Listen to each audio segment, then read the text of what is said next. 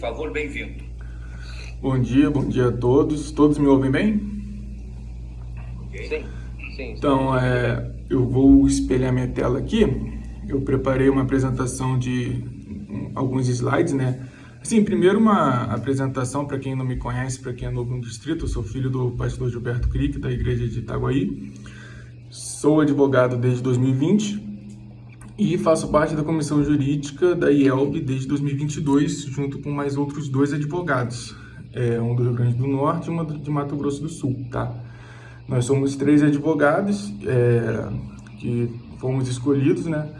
E dentro da comissão jurídica, nós temos os artigos que definem a nossa atuação, mas, assim, em regra, a gente trata sobre estatuto, regimento, moções e a questão de pastores, né? Tanto para pastores novos quanto para aqueles que pedem demissão e essas situações assim.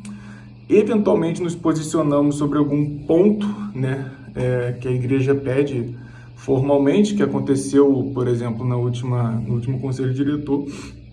Falamos sobre a questão da ausência de vínculo empregatício, tá, dos pastores com as instituições religiosas, tá? Não mudou nada para a nossa igreja, porque nós já trabalhávamos dessa forma, né, dentro da autonomia, mas foi necessário ter uma palestra, né, dessa forma que a gente vai fazer hoje para mostrar como que funciona, tá bom?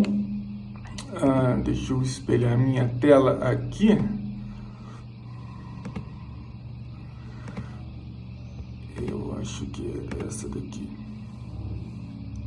Tá espelhada? Todos conseguem ver o slide? Conseguem me ouvir? Conseguem? Tá. Então, assim, eu produzi essa apresentação de uma forma que, pela leitura, já dá para compreender algumas questões. Eu vou fazendo alguns comentários, né? E caso haja pergunta, podemos fazer no final, porque eu acredito que até o final da apresentação possam ser respondidas, tá bom? Arthur, Oi. Desculpa. Pode falar. Eu não sei se eu tenho que apertar, eu não estou localizando aqui, não tenho a tela aqui no meu computador. Não sei se alguém pode me ajudar. Como é que... Eu só tenho telinhas aqui e não sei, todos estão localizando a... Todos conseguem ver o PowerPoint? Não, tá o Meet. Tá o Meet aparecendo, sabe? Até a nossa tela mesmo. Você exatamente. Não o PowerPoint. Entendi. Tem que ir na configuração. Deixa eu achar aqui onde é que é. Para poder, em vez de mostrar a câmera de cada um, mostrar a tela que o Arthur está compartilhando. Deixa eu olhar aqui para ver onde é que coloca. Peraí. De cabeça eu não vou lembrar. Vê se agora vai. Vê se agora vai. Foi. Agora sim. Então tá. Não, eu que escolhi errado, então. Tá, peço perdão. Como eu disse, eu produzi uns slides. Eu vou fazer uma leitura breve e algumas anotações minhas, tá bom? A Lei Geral de Proteção de Dados, ela é uma legislação brasileira que estabelece regras e diretrizes para o tratamento de dados pessoais por organizações diversas, tá? O que isso significa? Em regra, tudo que tem CNPJ vai ter que se adequar a essa lei, tá bom? Associação, agremiação, partido político, todo tipo de empresa, inclusive igrejas, né, que em regra tem que ter o CNPJ, tá bom?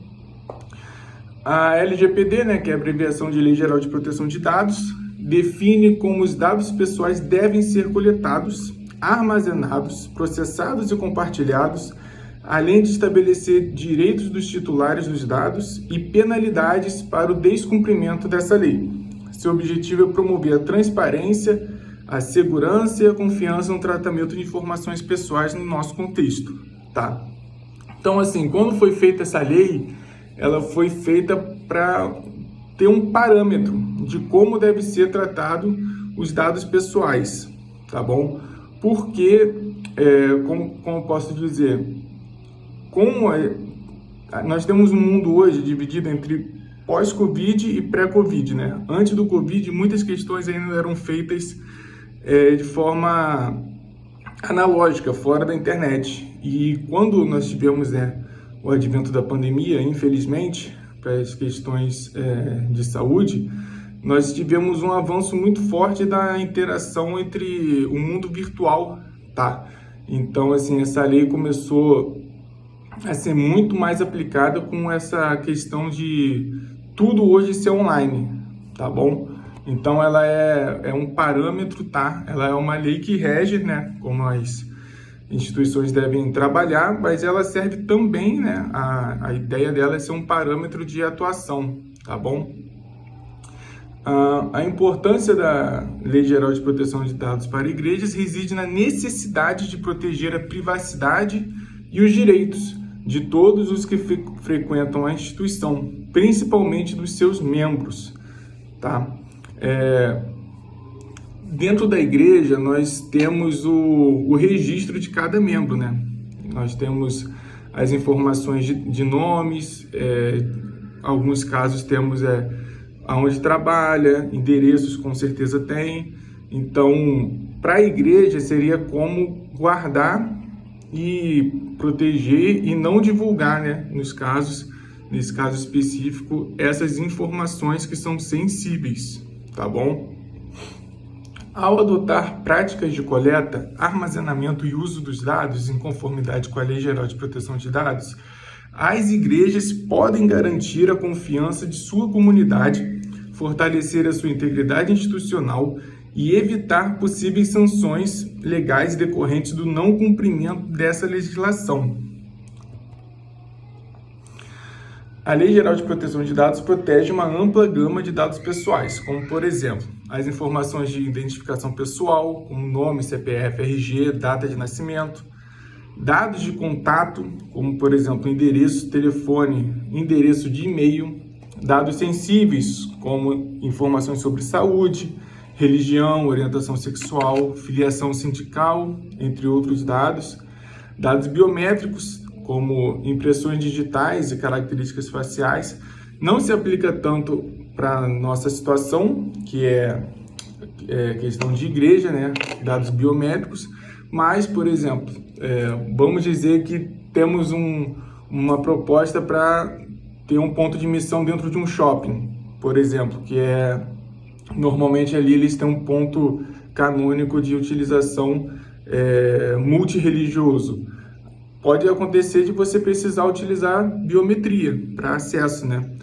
Então, apesar de não ser a nossa realidade hoje, em 2024, pode vir a ser daqui a alguns anos, tá? Dado genético, localização, dados financeiros de transações, que isso vincula ao nosso caso, no caso de tesouraria, tá? E dados relacionados a crianças e adolescentes também, tá bom?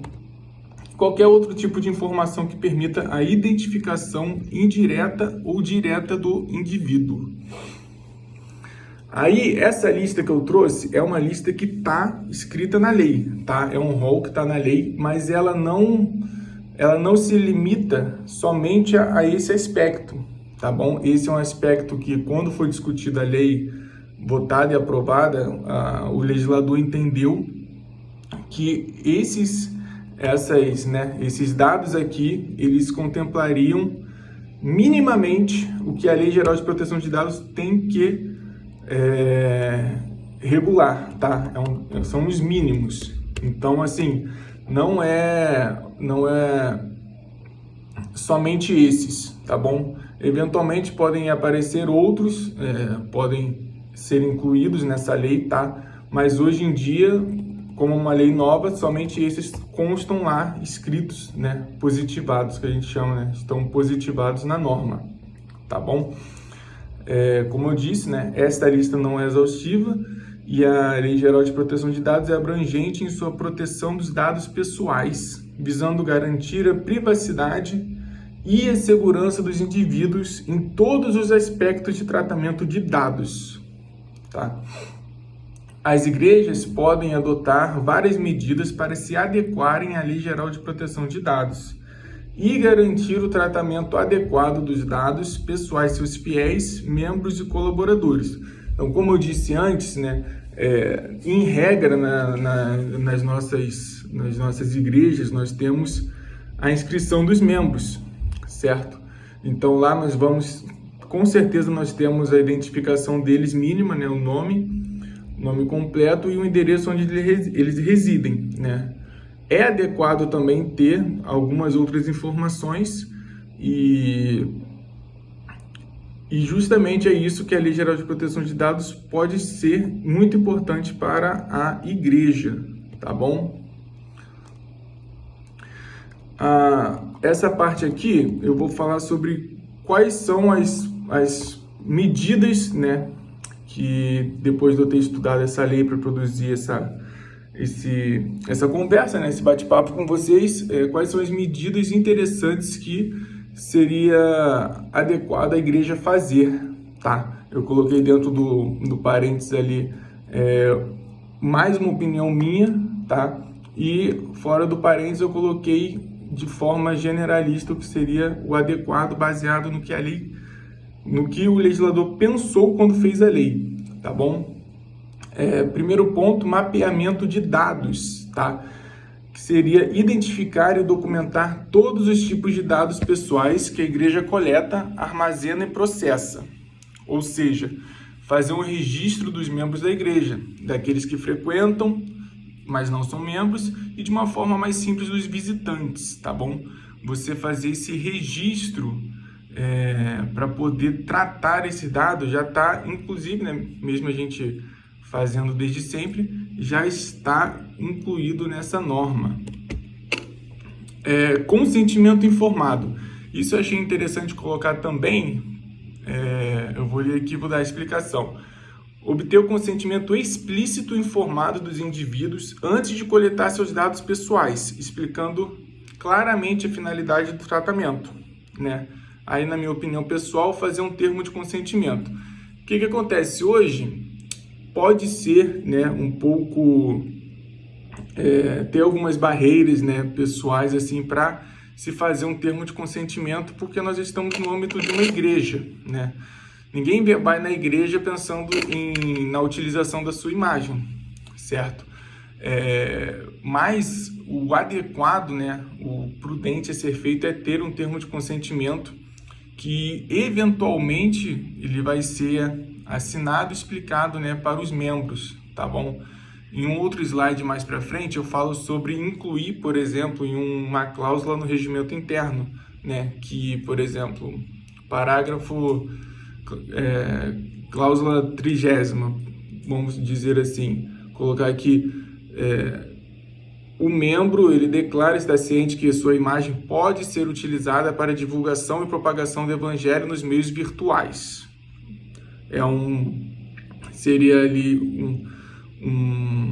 uma forma, né, bem genérica e não agressiva para você poder divulgar as imagens de todos os membros da sua congregação, com uma simples frase, né, pequena e bem abrangente, né, como disse, genérica, que você não terá problemas no futuro por fazer, por exemplo, vídeos, gravações e você divulgar na internet, né?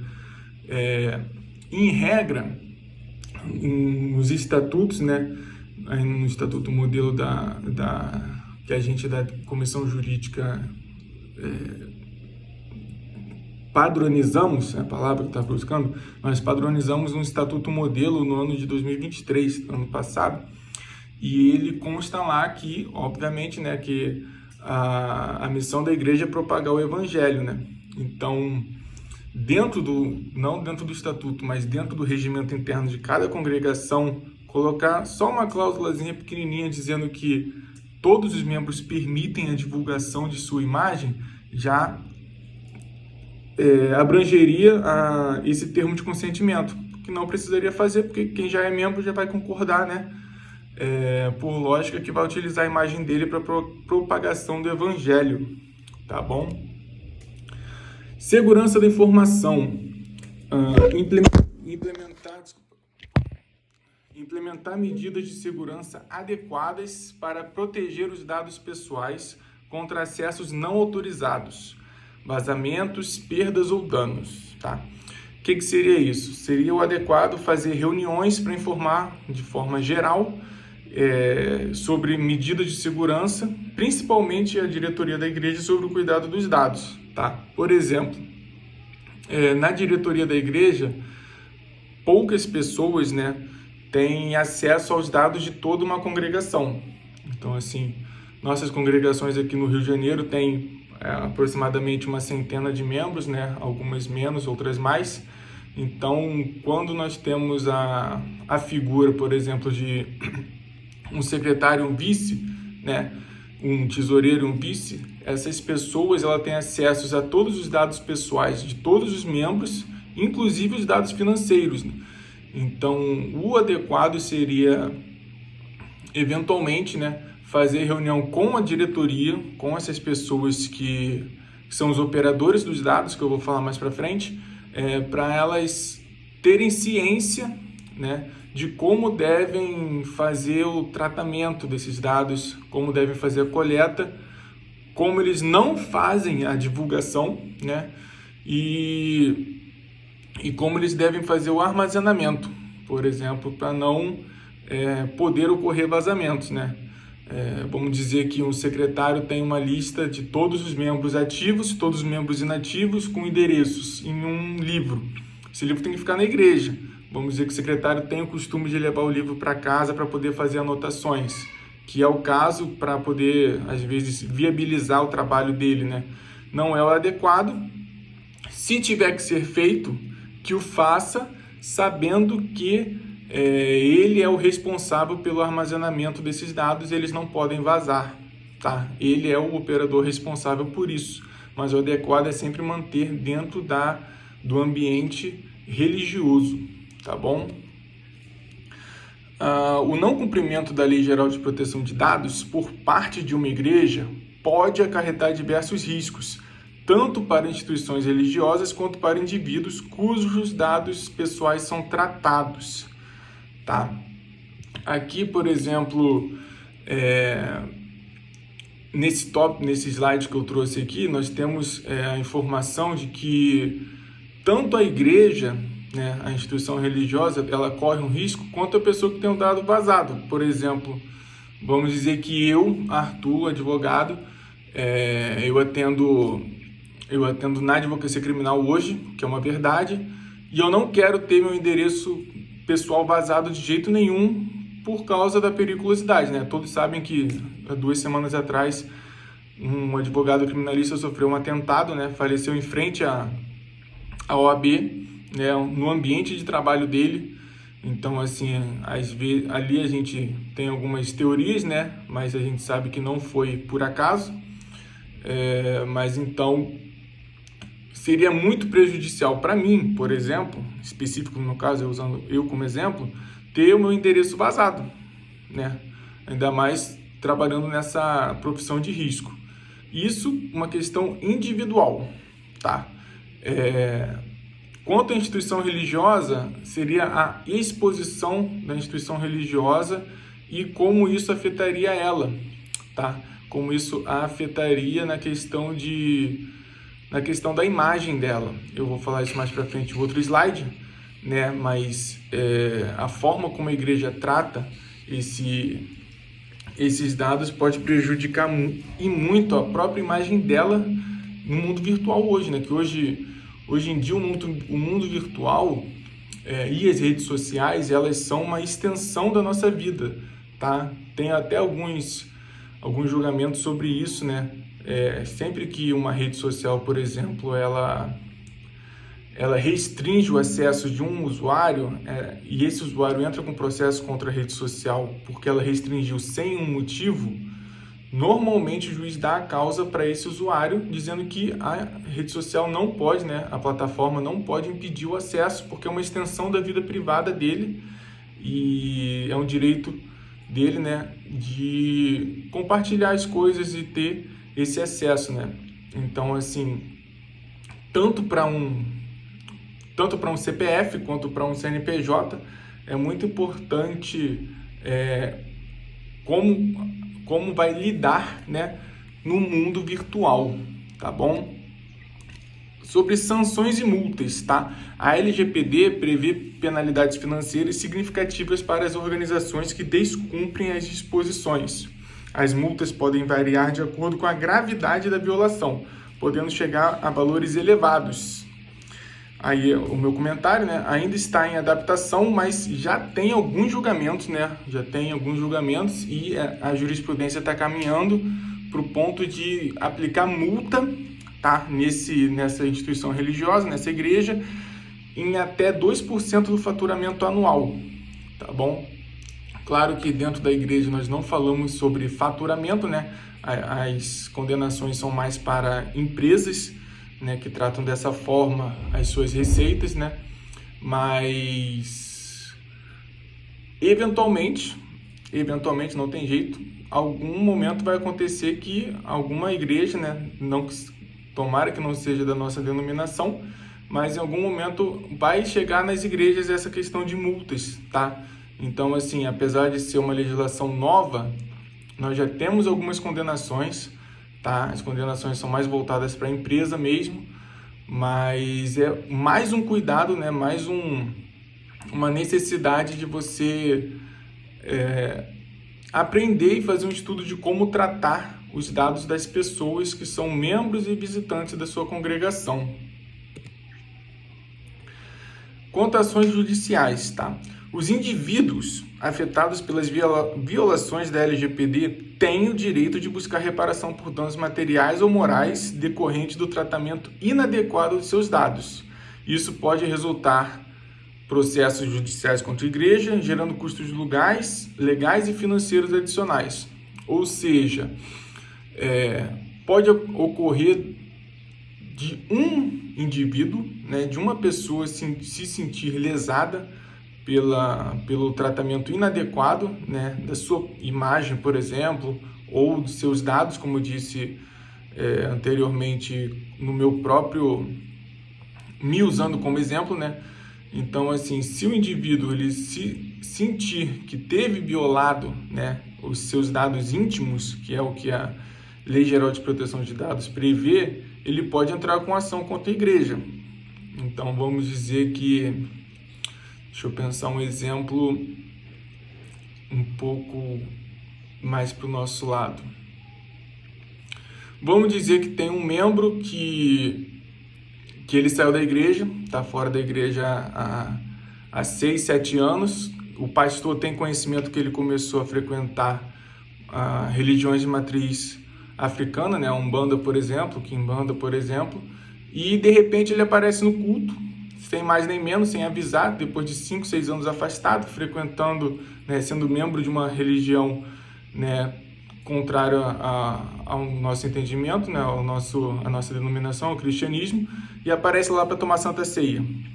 E, por um acaso, tem um membro da igreja filmando a Santa Ceia e a apresentação do grupo que canta na Santa Ceia, por exemplo. Às vezes ele não está nem filmando a Santa Ceia, mas está filmando a apresentação do grupo de canto, né? E esse rapaz vai tomar a Santa Ceia e o pastor decide não dar a Santa Ceia para ele. É um exemplo, né? Então, vamos dizer que essa imagem vai para a internet, né, totalmente... sem a intenção de ofender alguém, né? Estava filmando e por acaso aconteceu isso e ele se sente prejudicado. Essa pessoa, ela está dentro do direito dela de entrar com um processo indenizatório contra a igreja, entendeu? Pode pedir 100 mil reais de indenizações por danos morais, né? Tanto pela recusa da Santa Ceia, que provavelmente não vai conseguir ganhar, né? Porque o juiz não vai interferir no direito canônico, mas entrando com a questão da divulgação da imagem dele, baseando-se na Lei Geral de Proteção de Dados e no direito dele de não ser exposto na internet, essa pessoa tem grandes chances de ganhar a causa. Pode não ganhar o valor inteiro que ele pediu para o juiz, né? O juiz pode fazer uma adequação para o caso concreto, mas ele tem grande chance de ganhar a causa por um acontecimento que não foi nem, como é que eu posso dizer, não foi nem intencional, né, da violação da personalidade dele, mas aconteceu, né? Então o juiz pode atribuir a responsabilidade para a igreja, porque aconteceu dentro do templo, e a igreja pode vir a ser condenada, né, a pagar esses valores, vai ter que contratar um advogado para fazer a defesa. Então, assim, questão de ação judicial, ela pode acontecer tanto por um indivíduo só, que é esse caso que eu dei esse exemplo, né, eu peguei um exemplo bem, achei que dá para entender com esse exemplo, né? Podem ter outros exemplos menos gravosos, mas esse eu acho que dá para entender bem. Ou pode acontecer do próprio Ministério Público entrar com uma ação, por exemplo, contra a igreja. Vamos dizer assim, que a igreja, eventualmente, né, eu frequento a igreja católica aqui da minha sogra, né, quando tenho dificuldade de sair no horário correto para o culto de manhã. Então ali eu sei que eles têm um quadrozinho dizendo quem são os dizimistas do mês que estão contribuindo com a ajuda, né? Fazendo congratulações, eles estão agradecendo aquele tipo de dizimista, dizendo que estão ofertando bem, né, para o trabalho lá da missão deles, de propagar o evangelho também, né? Os católicos são nossos irmãos. Mas vamos dizer que eventualmente coloque um quadrinho dizendo quem são os dizimistas que não dão o dízimo, né? Vamos dizer que não é uma congratulações, mas é uma cobrança, né? Então ali, vamos dizer que tem 5, 6 pessoas não dando dízimo e tem o nome completo dessas pessoas na porta da igreja, pregado lá. Um absurdo, né? Todo mundo concorda com isso, mas vamos dizer que aconteça, não conhecemos todas as denominações, podem ter denominações que achem isso correto, né? Então vamos dizer que aconteça em alguma denominação, tanto os indivíduos, um por um, pode entrar com a ação, tá? Para obrigar a igreja a retirar o nome dele dali do quadro de devedores, quanto, por exemplo, vamos dizer que um deles faça uma denúncia para o Ministério Público, porque ele não quer se identificar para não ficar brigado com o pastor dele ou com a igreja, né? Então ele faz uma denúncia para o Ministério Público pode entrar com ação contra a igreja, tá? Obrigando a retirada desse nome, dos rolos de devedores, e fazendo um termo de cooperação, de adequação, né? Se a igreja não se adequar, vai ter ação, né, do Ministério Público contra a própria igreja. Então, assim, esse é um exemplo bem mais light, né, do que o outro que eu dei, que é uma negativa de Santa Ceia, para um exemplo de informação financeira, né? Então, assim, são diversos exemplos que podem acontecer ações judiciais, tá? Tanto individuais como coletivas. Então, assim, é uma questão que causa bastante prejuízo, inclusive financeiro, tá? Para as instituições religiosas. Danos à reputação, né? O descumprimento da Lei Geral de Proteção de Dados pode levar à perda de confiança por parte dos membros da comunidade e do público em geral. Isso pode resultar em danos significativos à reputação da igreja e afetar a sua credibilidade. A minha opinião pessoal é que o dano à reputação é pior do que o processo judicial. Porque, assim, a igreja, eventualmente recebendo um processo judicial, ela vai levantar fundos, né? Vai contratar um advogado para fazer a defesa e vai batalhar ali dentro do processo para poder ou não pagar, né, a multa que a pessoa está pedindo, a indenização, ou parcelar, fazer algum acordo, né, dentro do processo. Mas e a reputação da igreja? Como que fica? A pessoa, por exemplo, ter vazado a sua imagem, aí ela vai fazer uma propaganda negativa da igreja, ela vai, por exemplo, postar a própria imagem, repostar, né, a própria imagem dela sofrendo com alguma atuação da igreja. Então, pode vir a acabar até a igreja, né? Aquele templo ali, vamos dizer que é um templo pequeno com 20 membros, 30 membros. Se acontecer uma coisa com um templo desse, as pessoas podem simplesmente boicotar e ninguém mais vai na igreja. Aí acabou a igreja. Então, assim, o dano à reputação, para mim, é bem pior do que um processo judicial, tá bom? Então, mais ainda, né, a necessidade de ter um cuidado, né, um cuidado com o tratamento desses dados. umas recomendações, né, que eu fiz durante os slides, né, seria a sessão de conscientização. Seria realizar uma reunião ou uma sessão de conscientização sobre a Lei Geral de Proteção de Dados para a diretoria da igreja, né, com a diretoria da igreja, explicando os princípios básicos da lei, os seus objetivos e a importância da proteção dos dados pessoais, né. Foi o que a gente construiu, né, nessa apresentação desses slides, né. Se a diretoria, principalmente, e os membros, né, de forma mais ampla, tiverem essa conscientização, eles já vão ter um cuidado maior com os dados pessoais das outras pessoas, certo? Não é o caso, por exemplo, da pessoa, tudo que ela filmar, ela tem que pedir permissão. Não seria o caso disso, mas, por exemplo, se for fazer alguma filmagem, alguma fotografia bem específica e ali no momento, né, perceber que alguém ficou incomodado, que alguém não quis aparecer, perguntar, poxa, tu não quer aparecer na foto, tu não quer divulgação, tem problema eu divulgar a sua imagem na página oficial da igreja para a gente incentivar as outras pessoas a frequentar? Tem algum problema? Não tem? Posso fazer? Vou fazer aqui, tá? Se puder, depois a gente explica ali no escritório do pastor por que a gente faz isso, que é mais para divulgação, que a nossa missão aqui é propagar o Evangelho de Jesus Cristo para todas as pessoas. Então, eventualmente, a gente filmando um coral, por exemplo, a gente incentiva outras pessoas a participarem. Filmando peça teatral, a gente incentiva a galera mais jovem que gosta de estar atuante nessas questões artísticas a participarem.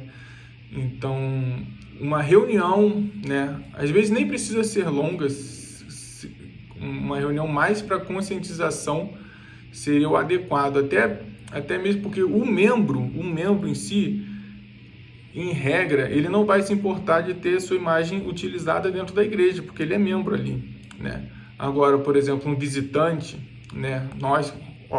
Uma questão que eu pensei agora, conversando com vocês aqui, esse ano é ano de eleição. Então, assim, vamos dizer que um candidato a vereador, um candidato a prefeito vai na tua igreja. Aí você sempre filma o culto. Você coloca uma câmera na porta, filmando todos os membros. Vai aparecer esse candidato a vereador, vai aparecer esse candidato a prefeito na tua igreja. Então, assim, é adequado fazer o compartilhamento? Não é adequado? Ele permitiria? Provavelmente sim, porque, né? Mas talvez não. Tem que conversar com ele, tem que perguntar, poxa, muito obrigado por ter vindo aqui na nossa igreja, espero que, caso venha a concorrer e a ganhar, espero que Deus ilumine seus passos para você fazer uma ótima gestão administrativa da sociedade em geral, cuidando de todo mundo como deve ser feito. Mas perguntar, nós fazemos a filmagem e divulgação, então assim, tenho permissão para poder compartilhar, tenho permissão para poder filmar. Da mesma forma se ele, por exemplo, terminou o culto, for no pátio, começar a tirar um monte de foto, né, selfie com um monte de gente, para poder postar como se fosse apoio político, ele também tem que pedir permissão da igreja, entendeu? Ele tem que pedir permissão da igreja porque está dentro do ambiente religioso, né? Está dentro ali do pátio da igreja, tem que pedir permissão para a igreja, em regra. Não estou dizendo que esse prospecto, né, esse possível candidato fará isso, né? Talvez ele não tenha consciência disso, mas o ideal, segundo a Lei Geral de Proteção de Dados, é pedir permissão para a utilização da imagem da igreja e das outras pessoas que estão com ele, né, aparecendo na selfie. Às vezes ele vai tirar uma selfie e aparece você lá atrás, por exemplo, conversando, tomando um café, alguma coisa desse tipo. Então, tanto, né, para a igreja quanto para os membros e visitantes, essa lei é aplicável, tá? Como eu disse antes, né, a elaboração de um termo de consentimento sobre a utilização das imagens na divulgação de sermões, peças teatrais, danças, etc. Ou até mesmo inserir no regimento interno da igreja uma cláusula sobre a utilização dos dados pela congregação, né? Um termo de consentimento, às vezes, é agressivo. Você chega com uma folha dizendo que sua imagem vai ser divulgada. Tem gente que pode não gostar, né? Primeiro porque tem que assinar, tem gente que não quer assinar nada por nada, não lê e nem assina, né? Então, às vezes é muito agressivo. Então, fazer um termo de consentimento, às vezes, é bem pequenininho, só uma fala, ou mesmo depois do culto, no momento das informações, né, das atividades semanais, o pastor avisar, ó, se alguém não quer que a imagem seja divulgada, nós podemos ver aqui que temos uma pessoa que fica responsável por tirar fotos da congregação e filmar para divulgação em mídia social. Se alguém se sentir constrangido e não quiser ter a sua imagem divulgada, por favor, entrar em contato com o operador, né, para retirada da sua imagem e não divulgação. Essa mensagem, depois do culto, ela já é mais da metade do caminho andado, né? Agora, um termo de consentimento eu acho um pouco agressivo, com certeza tem gente que não vai querer assinar, e a questão de inserir no regimento interno seria, basicamente, você não precisar que tenha um termo de consentimento, né? Colocar uma cláusula ali dizendo que a imagem vai ser utilizada de todos os membros que assinam o estatuto, assinam o regimento quando viram membros, para a finalidade de propagação do evangelho, né? É uma ideia que eu tive quando eu estava fazendo esse estudo, né? Claro que não é uma ideia da igreja, não é uma ideia da comissão jurídica, é uma ideia minha que sanaria essa questão dos membros, tá bom? É só uma opinião mesmo. É importante ter uma nomeação de um DPO, tá? Nomear um encarregado de proteção dos dados, né? Que seria o Data Protection Officer, dentro da igreja, para supervisionar a conformidade com a Lei Geral de Proteção de Dados e servir como ponto de contato para questões relacionadas à proteção dos dados, tá? Aí, minha opinião, preferência para quem faz a filmagem e para o secretário, tá bom? Esse operador, né, nós chamamos muito de operador ou encarregado, ele pode ser a pessoa que você vai dar essa tarefa, tá bom? É muito importante, uma opinião minha também, é muito importante você definir uma pessoa, você dar uma pessoalidade, deixar de forma mais específica, né, um indivíduo para tomar conta de tudo que trata de um único assunto. Então, assim, você tendo um operador só, né, um encarregado de proteção de dados, uma única pessoa, com certeza essa pessoa que está com essa tarefa, em um momento da semana dela, ela vai ler sobre a lei, em um momento da semana dela, ela vai, quando ela estiver fazendo a edição de vídeo, edição de foto, ou até mesmo a gestão dos dados de forma escrita, né, de forma análoga em cadastro físico no escritório do pastor, por exemplo, em livro caixa.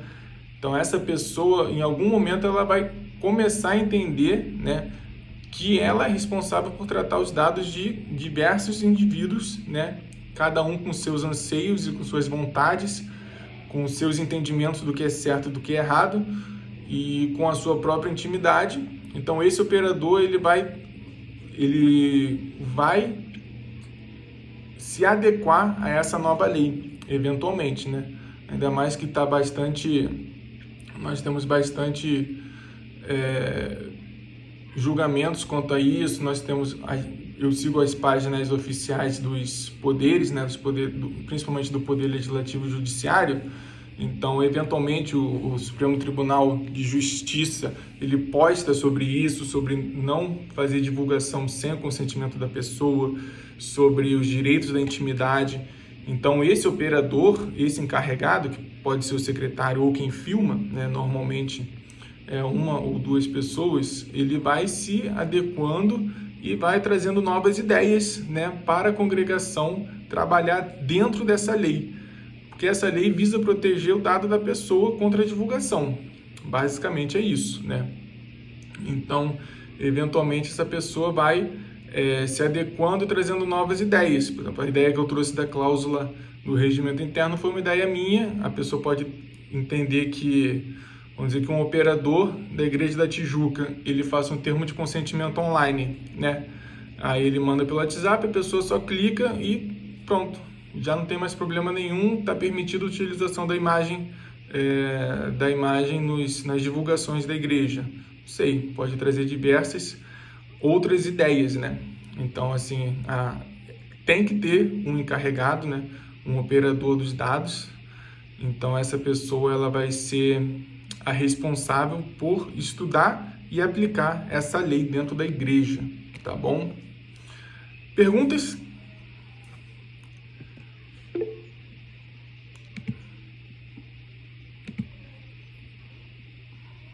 Muito bem. Perguntas?